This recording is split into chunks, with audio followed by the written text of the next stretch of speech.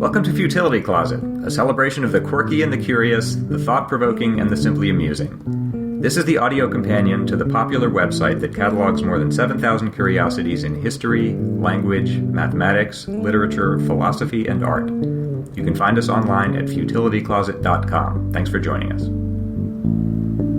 Welcome to Episode 3. I'm Greg Ross, the creator of Futility Closet, and with me is my wife and co-host, Sharon.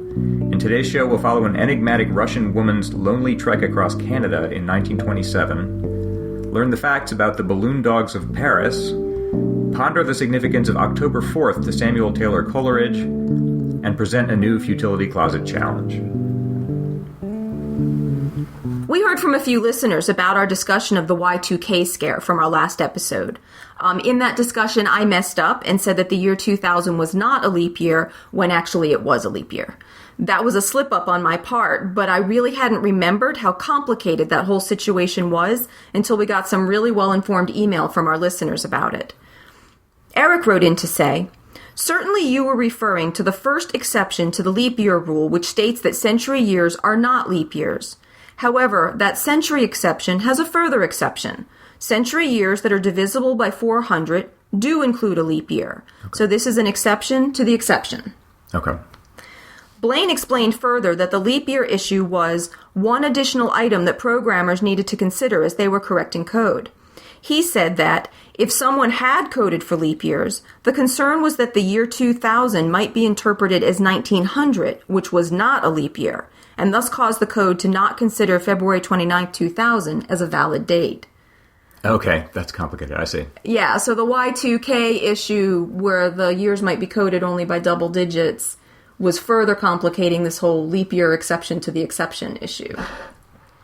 Blaine describes himself as having been in the trenches working on Y2K issues in our code for a large bank, and goes on to say that although there definitely were issues that needed correcting in preparation for January 1st, 2000, on the whole he agrees that the media did overhype the Y2K issue and turn it into what he called a doomsday event. Okay. Our thanks to everyone who wrote in on that. And if you have any questions or comments, you can send them to us at podcast@futilitycloset.com or leave a comment in the show notes at blog.futilitycloset.com.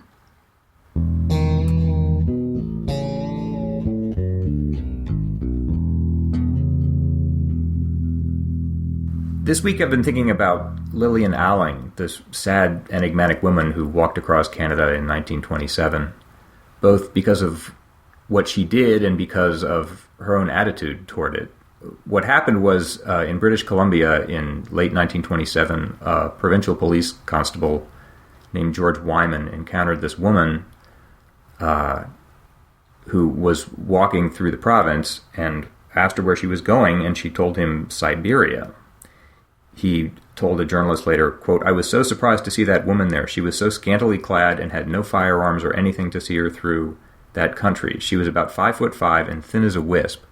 When I first saw her, she was wearing running shoes. She had a knapsack with a half-dozen sandwiches in it, some tea and some other odds and ends, a comb and personal effects, but no makeup. I had a time getting her name. She wasn't going to say anything to anybody. But I finally got it, and when she said she was going to Siberia, I couldn't say anything. I thought she was out of her mind." He was worried about her because she was planning, if she was really serious about going to Siberia, what that would entail would be going through the Yukon in the winter, which would probably kill her. As her story has become known through the 20th century, a number of journalists have tried to follow in her footsteps and have given up trying to get up that trail. It's just very rough country. So his main concern was for her safety, but she wouldn't listen to him, and so he basically trumped up a charge of vagrancy. It wasn't really necessary, but it was the only thing he could think to do to stop her. And so that entailed bringing her into the justice system, and that's where most of her story emerged. She said she was an immigrant to New York City from Russia and had found herself unhappy there. She felt the people were unfriendly and she didn't like the work she was doing. She was either a maid or a cook. But she didn't have any money. She wanted to go back to Russia, but she couldn't afford to save up for a steamer ticket. So what she did sounds incredible. She went to a public library and looked at a map of the world and reasoned that if you don't have enough money to go east to Russia, you can get there by going west, by basically trekking all the way through Canada, up through Alaska, and getting across the Bering Strait. And essentially that's what she did. She had been left New York, we think, in 1926, crossed into Canada probably at Niagara Falls, and had spent the ensuing year walking all the way across Canada into British Columbia. So Wyman, who was concerned for her safety, basically arranged to have her locked up for vagrancy charges, but only for a few months, and so she was out again by November 1927 and immediately started walking north again. So he had meant to have her have to spend the winter in jail, but couldn't manage to. Yeah, just for her own safety. She's a very difficult woman to understand. She was kept almost entirely to herself and was sometimes hostile and snappish to people who tried to talk to her. All she would say to anyone was, "I go to Siberia." All the way across Canada, that's all she would say to anyone. That's why we know so little about her. It's a tricky story to research because we know so few facts because she was so sort of jealous with them about telling people what had happened to her and why she was doing this. But yes, that was his reason, was just he wanted to sort of arrest her progress just for her own safety. But it sounds like he failed in that goal if he had to let her back out. Yeah. And she kept going, but she made it as far as Nome, Alaska. That's what we know. She got as far as that, which is astonishing. That's 6,000 miles in less than 3 years. Just trudging across Canada and up into Alaska. And the thing about her is that she doesn't seem to have been impressed by the fact that she was doing this. It didn't seem to have any meaning to her. She became known as she got into Western Canada because this was such an odd thing, and word spread, and a few journalists approached her, and she would talk to them sometimes and answer their questions briefly. So she was known as the Mystery Woman. That's what they called her. So we have a few facts from there, too, but she seems to have regarded this whole thing as just a task she had elected to do. But not an impressive feat. Like, she didn't see this as anything amazing. No, and it didn't seem to have any personal significance to her. It was just, she just set out to do it and was doing it. Over the years on Futility Closet, I've written about a few other people who've walked unusual distances, and it has a different quality to it. Here are a few of those. In 1908, a man named Jack Crone pushed a wheelbarrow around the perimeter of the United States, a distance of 9,000 miles. He wore out 11 pairs of shoes and 119 pairs of socks, and he lost 17 pounds. And along the way, he exchanged salutations between the postmasters of Portland, Maine, and Portland, Oregon. In 1928, Otto Funk. For some reason, these guys all have entertaining names. Otto Funk walked from New York City to San Francisco, about 4,000 miles, playing a fiddle the whole time. He said, quote, "I have seen God's country every foot of it that I walked over. You can't see it right from a car or a train. Sole Leather Express is the only way." In 1931, Plenty Wingo, another entertaining name, walked backward from Fort Worth, Texas to Istanbul. Backward the whole way, a distance of 8,000 miles. He was planning to walk around the whole planet that way. Except what, in Istanbul, he got hung up. He needed a visa and he couldn't get one, so he gave up. But he got 8,000 miles, which is pretty good. He had these special periscope glasses made that let him see where he was going, and he sold postcards along the way to defray his expenses. And the last one I have is in 1978, a Baptist minister named Hans Mulliken crawled from East Texas to the White House, crawled the whole way. It took him 18 months to cover 1,600 miles. He would crawl for a few months. He'd crawl like 8 months at a time, and then sort of mark his place and go back to Texas and work for a while to earn more money and then come back and pick up where he left off. So he crawled in installments. Yeah, he had to because he would just run out of money. He did the whole thing wearing knee pads. He crawled for 8 hours a day at 1/2 mile per hour, so he'd cover about 4 miles a day. And the sad part of that story is when he finally got to Washington, an aide told him that President Carter was too busy to see him. He said, quote, "I just want to show America that we need to get on our knees and repent. This is something I had in my heart and wanted to do for my country." So those four, and some others I've read about, they all have the same quality that it meant something personally to the people who was doing it. I mean, pushing a wheelbarrow around the U.S., that doesn't need to be done. It's sort of entirely arbitrary. He just came up with this task and did it. So, but you don't know whether they were doing it, like, for fame or to set a record? No, that's the thing I love about these particular stories. I mean, Hans Mulliken, the guy who crawled from Texas to the He West, had a point. He was doing it for God. He had a reason. But the other three, Jack Crone, Otto Funk, and Plenty Wingo, it was just like a whim? They weren't selling anything. They weren't promoting a cause. They didn't even seem interested in being famous. They just did it. They just decided, I'm going to do this. Yeah, I was kind of surprised that the reporters who interviewed them didn't apparently ask them, why are you doing this? They just did it.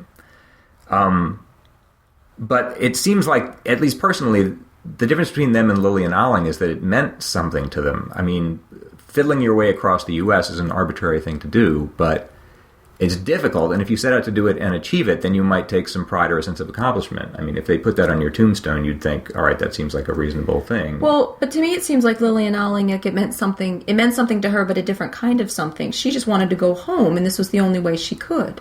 Yeah, but she didn't have... I had the impression that if you had stopped her on the road in Canada and said, look, if this is... You don't have to do this. You don't have to go through this just because you decided to do it. If it's proving harder than you thought it would be, you can settle down here in Canada or just do something entirely different. She would have said, I'm going to Russia. That's what I'm doing. If I stop doing that, then I won't be doing it anymore, and that doesn't make any sense. You know, it's like when she made the decision to do it, she just flipped this switch and stop reflecting about it at all. And nothing would deter her. But you don't think it was just that she just wanted to get home? Well, she did, but that's all there is. That's the whole story. I had the impression that if she'd made it, we don't know whether she made it all the way into Siberia. But if she had, I have the idea that she would have just sat down and looked about her. She wouldn't even have told anyone about it because it didn't strike her as a noteworthy thing to do. It didn't seem like a triumph or an achievement. She just would have been, okay, I did it, you know. She wanted to be in Russia, so she went to Russia, Yeah. and then you just turn the page and go on to the next thing.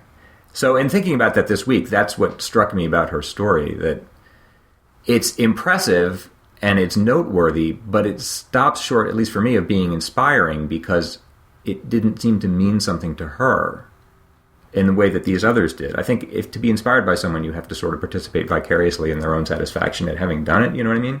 And she didn't take any satisfaction in it. It was just a task that she was doing.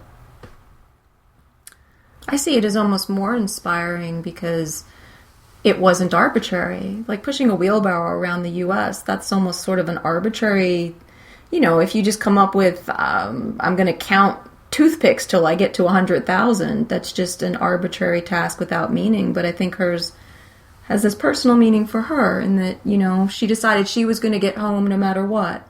And maybe she did. Maybe she did. The question everyone has about this, her story is so sort of iconic and mysterious that everyone wants to know whether she actually made it. Novels have been written about her.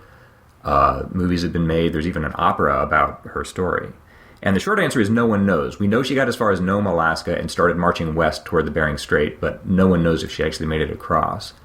The best sort of guess we maybe have at that comes from Susan Smith Josephy wrote a monograph about her in 2011.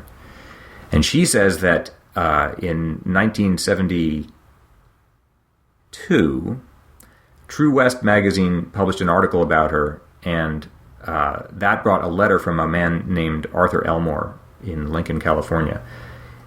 Elmore had grown up in western Alaska across the Bering Strait from Russia and had a friend from that area of Russia who had a childhood memory that in the autumn of 1930 he was in Russia on an errand for his mother and had noticed these three officials questioning a woman who was accompanied by three Eskimos.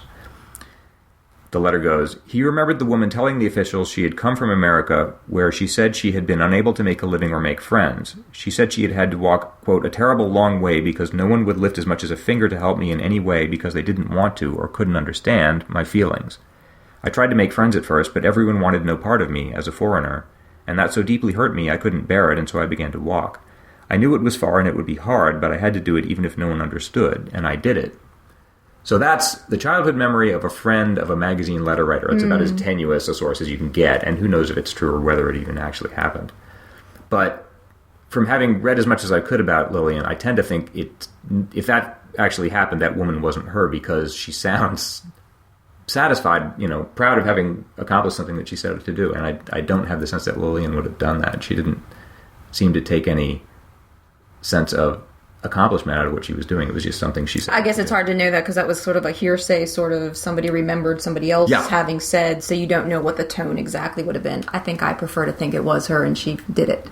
I think a lot of people do. I hope she did make it. I mean, she put in 6,000 miles. She deserved to get there, certainly. I hope she did. I used to be impressed by accounts of long walks like this. You read about them sort of abstractly, and I would think, I couldn't possibly do such a thing as walk all the way across the country. But it turns out, actually, that perhaps I have. Oh, perhaps we both have, right? Thanks to a kind of a cool website at exercise.lbl.gov, which lets you virtually walk across the contiguous United States. It's plotted out the Trans-America Trail, which is sort of this back roads trail that was developed for bicyclists to go from Virginia on the East Coast all the way over to Oregon on the West Coast. Yep. A little more than 4,000 miles. And this site lets you sort of virtually travel across the Trans-America Trail if you want to see if you can make it across the whole U.S. yourself. It was developed by the Lawrence Berkeley Labs, which is interesting in itself, for some research they were doing, I guess, on exercise. Yeah, and then they decided to make the site available to the general public, basically hoping to keep people more active or encourage people to be more active. And we've both done it. We have both done it. Basically what you do is you put in the miles that you walk or run or bicycle, depending on your preference. And every time you put in your new miles, like if you did 4 miles today, you put them in, it shows you along a map of exactly where you would be in the country, but it also shows you a photograph of what it would look like if you were there. Yeah, some poor soul drove apparently across the whole United States. And the trail it's not just an interstate. They deliberately chose the Trans-America Trail since it's frequented by bicyclists. These are all relatively small roads, and a lot of them are very scenic.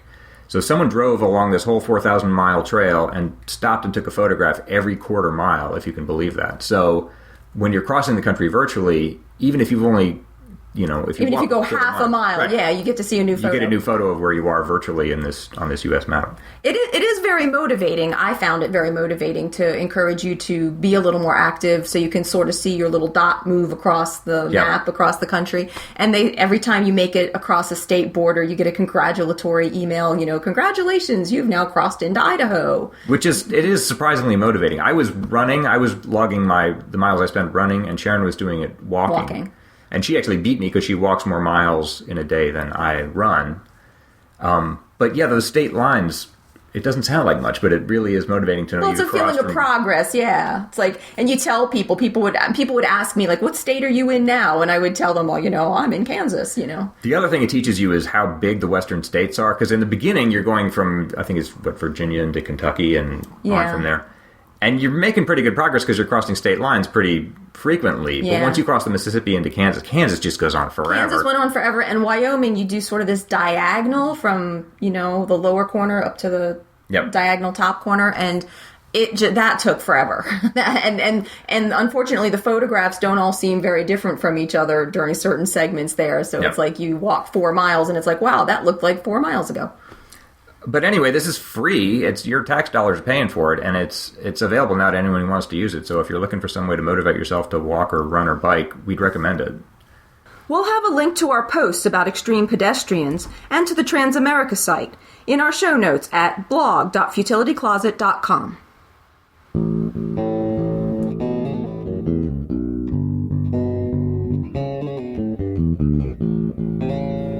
Okay, I have a sheepdog update, or a dog update, I suppose. We still don't know if they're sheepdogs. In the last episode, we'd been talking about the role of dogs and balloons as messengers during the siege of Paris. During the Franco-Prussian War, the Prussian army surrounded Paris in 1870 and cut off all communication with the rest of France.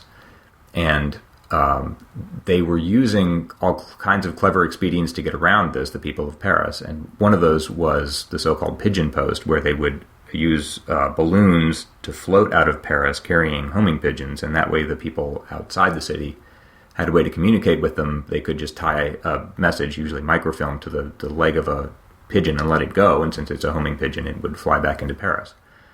And I had read passing references that the same thing had been tried with dogs, which seemed very unlikely to me, and I was asking if anyone had heard about that. But I've done some research further this week at UNC and found out that it actually is true. This really did happen. There was a man named Hurrell, who I mentioned last week, who, it turns out, even before the war, was a trainer of dogs, and he would each day take his dogs. He lived in Paris, but he would take his 5 dogs out of Paris to the northwest, where they would herd cattle during the day, and at the end of the day, he would take a train back into town and had trained the dogs to just find their way back to the city. So it occurred to him when this pigeon post business started that essentially he had trained homing dogs. Mm-hmm. So instead of using homing pigeons, they could accomplish the same thing with dogs. They take them out of the city, by balloon in this case, and then if someone had information to communicate back to Paris, they could put a piece of microfilm into the collar of one of these dogs and release it, and the dog was trained now to find its way back to the city. So he proposed this to the director of the Paris post office, who went for it. So we have the details. He left Paris in a balloon in the early hours of January 13th, 1871, with 5 dogs in sacks. They'd put them in sacks to keep them from causing some kind of commotion during the flight. And hours later, they got safely over the heads of the besieging Prussians and came down southwest of town, actually, as it happens. If you're in a balloon, you go where the wind takes you. But they got out safely. His plan was to release the dogs 25 to 30 miles from Paris, and they did that. But that's where things kind of fell apart. And sieges are just awful in general. This siege, the siege of Paris, lasted for 4 months. An even worse one is the siege of Leningrad in World War II, which lasted for 2 years. We've been talking about how a siege prevents people from communicating, but even worse than that, it stops food from getting into the city. Yeah. So civilization starts to fall apart pretty quickly. If the siege of Paris is famous for anything, it's famous for the citizens of Paris eating zoo animals, which happened pretty quickly as they became desperate for food. I have a copy of a Christmas menu from about 3 months into the siege, which includes dishes like elephant consommé, bear ribs, kangaroo stew, stuffed donkey's head. And there's a British journalist named Henry Labouchere who happened to be in Paris when the siege was laid, and he kept a careful diary of his experiences then, which is a great book. But at one point, he seemed willing to eat anything, or he was very hungry. And so he would eat a lot of these animals and carefully recorded his impressions of each one of them. So he said horse, for example, eaten in the place of beef, a little sweeter, but in other respects much like it. Cat, he said, is something between rabbit and squirrel with a flavor all its own. Donkey, he said, is delicious, in color like mutton, firm and savory. Kittens, he's not kidding, he ate kittens. Either smothered in onions or in a ragout, they are excellent. Oh. Rat is excellent. He says it's something between frog and rabbit. And the only thing that seemed to give him any qualms at all is spaniel. He said it's something like lamb, he said, but I felt like a cannibal. Oh, so he draws the line at dogs specifically. Right, he'll eat kittens, but he doesn't like eating dogs. So he wrote, "The siege will destroy many illusions, and amongst them the prejudice which has prevented many animals being used as a food. I can most solemnly assert that I never wish to taste a better dinner than a joint of donkey or a ragout of cat." So by Christmas, pretty much anything on 4 legs was getting eaten in Paris, and this balloon went up in January. So fortunately, the engineers of this whole dog experiment saw that would be a problem, that if this happy, well-fed dog came trotting into the town, he could wind up in a stew pot before they could retrieve him. So the only way they could think to avoid that would be to publish in the newspaper for other Parisians saying, look, if a dog shows up, don't eat him. He's carrying a message that we need to retrieve. But that was published in a newspaper, and because it was published, the Prussians got wind of it, and so they were on the lookout for incoming dogs. This is a very dramatic story. Yeah. So the bottom line is, the dogs never arrived. If they got close to Paris, they were intercepted by the Prussians. They were either killed or captured, or who knows, they may have spent some happy life in Germany as adopted dogs somewhere, but they never did make it back to Paris. And it just, I mean, if anything, shows you how horrible the siege was. The fact that you have to warn people, if you see dogs on the street, don't eat them. Yeah. The whole thing is kind of an awful story, but the thing is, it turns out this thing with the dogs is true. I think there were, from what I can tell, there were only 2 instances of people trying this with dogs. The one I just talked about was the biggest one. There was another man who tried the same thing with the same idea with a single dog earlier, and he was actually shot down. That was the only balloon in the whole siege that was actually shot out of the sky. I don't know for sure what happened to that dog, but I imagine. Oh, so we don't know what happened to any of the dogs. Okay. No. So we can imagine something more hopeful than that they were killed by Prussians. If anyone's interested, I'm getting this from a book, a 1965 book by John Fisher called Airlift 1870, which mentions the dogs but spends a lot of time. It's all about mostly the Pigeon Post and about all these balloons and these dramatic happenings involving balloons during the Siege of Paris. The other thing that's impressive is that despite all this chaos and misery in Paris at the time, they kept very careful records of the balloons that went up, including who the passengers were, who the pilot was, how long the flight time was. how many pounds of mail each was carrying. I mean, it's impressive. Someone was really doing a careful job there. So that's how I know so many details finally about Hurrell's flight, is that they're recorded in those records. I found them in a book by Frederick Luther called Microfilm, a history from 1959. But I think in other records of the Siege of Paris you can find them too, that there are whole careful records of all the balloons that went up and what happened to them. We'll have an image of the Christmas menu and a link to Henry Labouchere's diary in our show notes.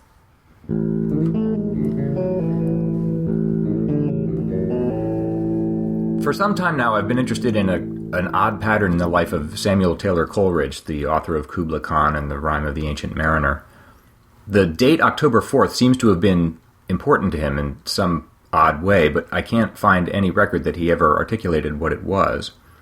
But he would arrange to have significant events in his life take place on that date whenever he could. He married his wife on October 4th, 1795.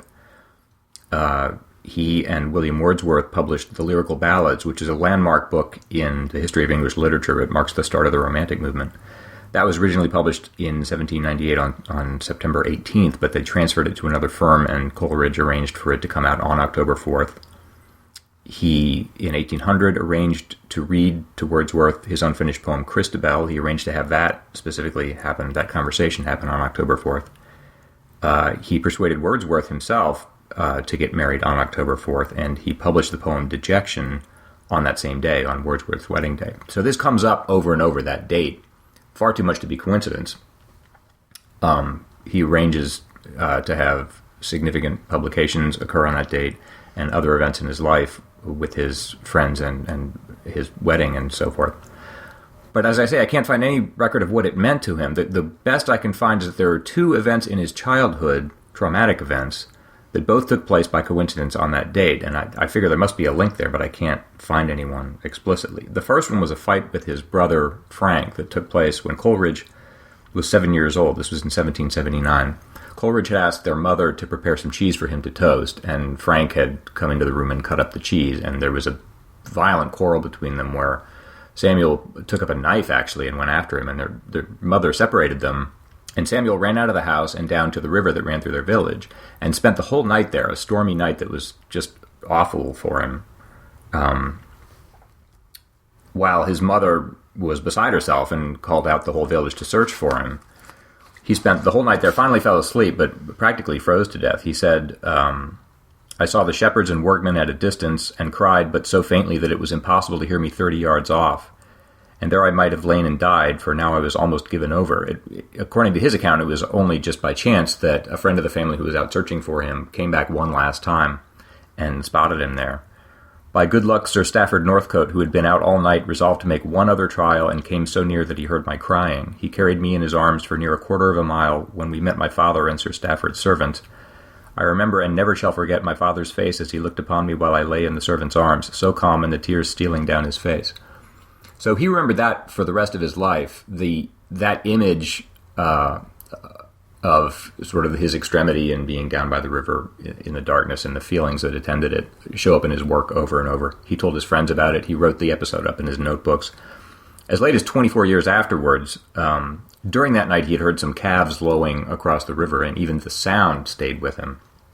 One summer evening, 24 years after this had happened, one of his children was asleep, and he thought he heard the child moaning in his sleep, and wrote, I listened anxiously, found it was a calf bellowing, instantly came on my mind that night. I slept out at Ottery, and the calf in the field across the river whose lowing had so deeply impressed me.